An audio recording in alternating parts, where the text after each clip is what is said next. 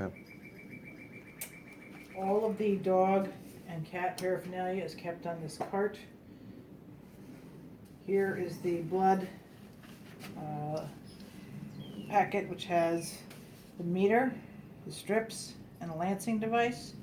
If you find you need more strips, they'll be in a box that looks like this. It says Alpha Track 2, test strips. And if you need more lancets, they'll be in a box that looks like this, Ulticare thin lancets. These are the little needles that go into the lancing device.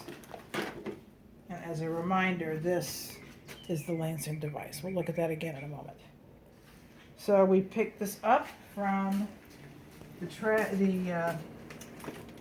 in the foyer, and of course we have to get our green beans ready. There's always a bag of frozen green beans in the freezer. I get, a handful, 3, 4, 5, somewhere around there.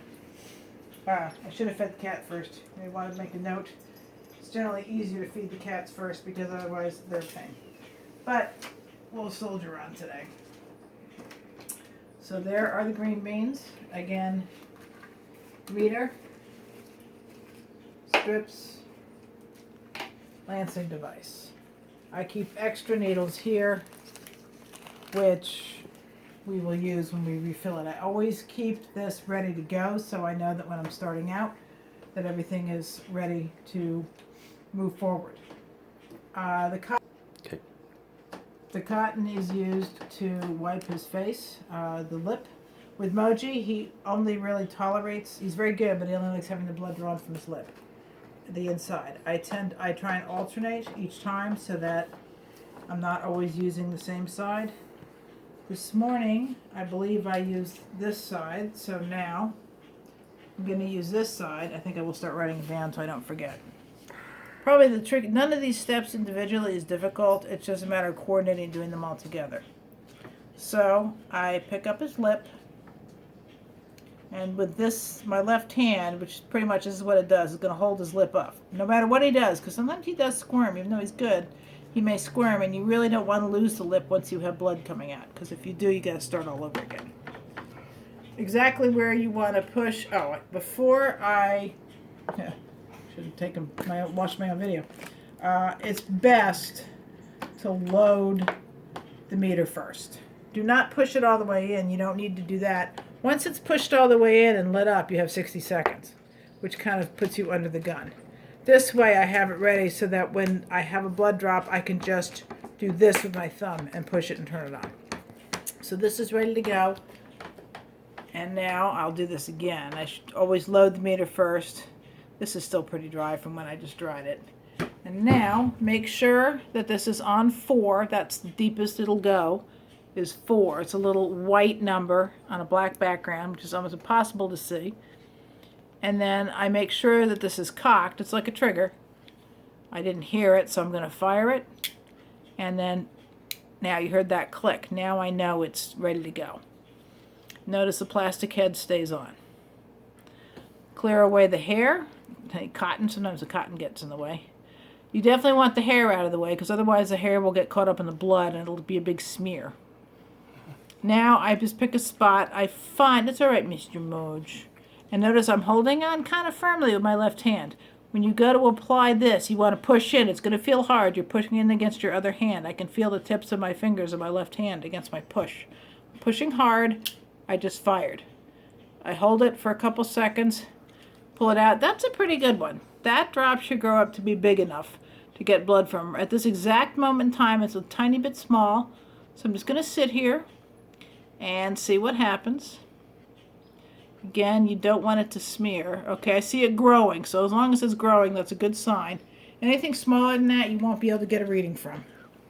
Now, I go ahead and I push this strip in, and you'll see this light up, 888, and then it's going to show you a number. It's a code number that should match the number for dogs that's on the test strip bottle. And now, once that clears, you see a little droplet. Now I can go ahead. And you want to just gently tip this. You don't want to smash it into the blood drop. You don't want to smear it around. You want to be as gentle as you can. And, of course today, this is just not working. That can happen. Now, unfortunately, the hair got in there. Would have been better if I was able to, well, this is actually a good example of what happens if it doesn't go sunny. All right, I only have a few seconds left on that strip. So I'm going to do it again real quick. Hope I get a good blood drop real quick so I don't lose that strip. Okay, that looks pretty good. If I don't get this quickly, I was going too slow to show what I was doing. The strip just does not want to read. There it goes. Good boy, Mr. Mojee. You see these dashes flying around? That means right there. It's high because it's going for a long time. That's very high. Yeah, not that bad. 429. Which for this time of day, pre-insulin is maybe 100 points higher than I'd like it to be, but nothing too serious. Nothing you have to do anything dramatic about. Okay, I'm going to take out the strip. In a moment, I'm going to write the numbers down. I put the meter back. Close this up. Now I have to change the needle.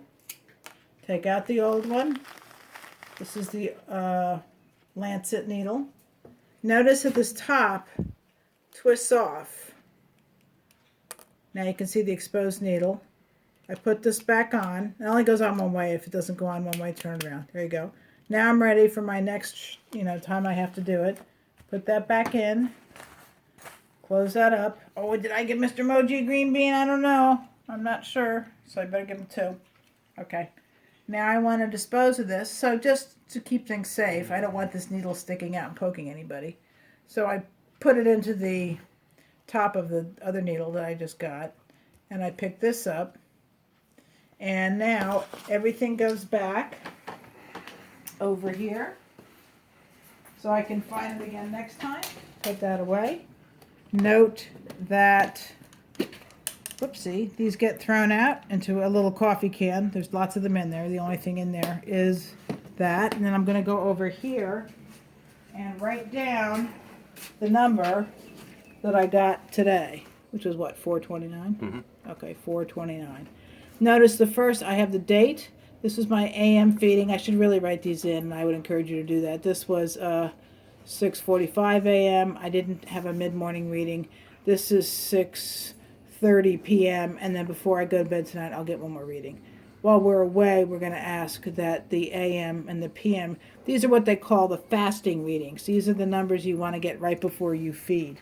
If for some reason this number is under 200, he cannot get his insulin until after he eats. Well, we can discuss that separately. But what we just saw was pretty much a sunny day scenario, except for the fact that I had to poke him twice to get the blood. But that was because I took too long doing the video to get it effectively.